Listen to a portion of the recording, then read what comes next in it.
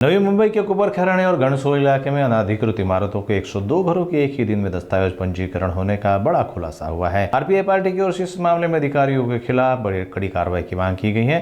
मराठा आघाड़ी के बाळासाहेब मिरजे ने इस पूरे प्रकरण की जांच करने और दोषियों पर कठोर कार्रवाई करने की मांग की है। नोंदणी झालेली आहे 102 ते दस्त नोंदणी तातडीने रद्द करावी अशी आमची मागणी आहे।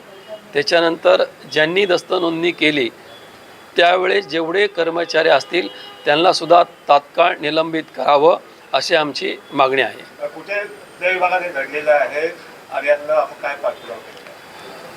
भाईंदर रजिस्ट्रार क्रमांक 10 या ठिकाणी सिद्दीकी नावाच्या अधिकाऱ्यांनी ही दस्त नोंदणी केलेली आहे आणि नवी मुंबईमधील अनधिकृत जी बांधकामं आहेत त्या बांधकामाची दस्त नोंदणी केलेली आहे ती रद्द करावी। त्यांच्या अहवालामध्ये आम्ही तर जास्त बोललो होतो, पण त्यांच्या अहवालामध्ये त्यांनी जे दाखवलेलं आहे ते 102 त्यांनी स्वतःच म्हटलेलं आहे 102 नोंदणी केलेलं आहे।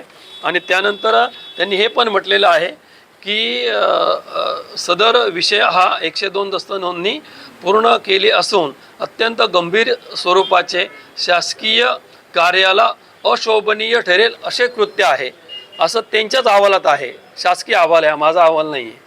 त्यांनी स्वतः ते कबूल केलेलं आहे की ह्या लोकांनी चोऱ्या केलेल्या आहेत, ह्या लोकांनी चुकीच्या पद्धतीने केले आहे, त्याच्यावरती कारवाई करा। आपली आता मागणी काय आहे?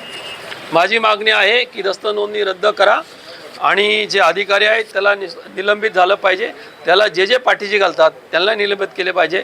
त्यावेळेस जे अधिकारी त्या ऑफिसमध्ये होते त्या सर्वांना निलंबित करावं अशी माझी मागणी आहे। आपण हे जे प्रकरण हाती घेतलेले आहे काय खात्री आहे की मागची जी आपण शब्द एकतर प्रकरण घेतले त्यामुळे मागे हटला होता? नाही, त्याच्यामध्ये आम्ही मागे हटलो नव्हतो। त्याच्यामध्ये सुनावणी लागली होती, हेरिंग लागली होती आणि हेरिंगमध्ये त्यांनी त्यांच्या बाजूने त्यांचं वर्चस्व असल्यामुळे निकाल लावून दिला।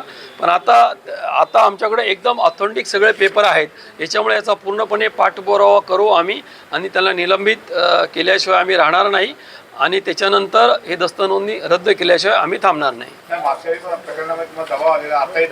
नाही, दबाव येणार नाही। आता आम्ही कुणाचं ऐकणार नाही। वेळ पडली तर आम्ही पक्ष सोडून देऊ, पण दबाव ऐकणार नाही आता कुणाचा।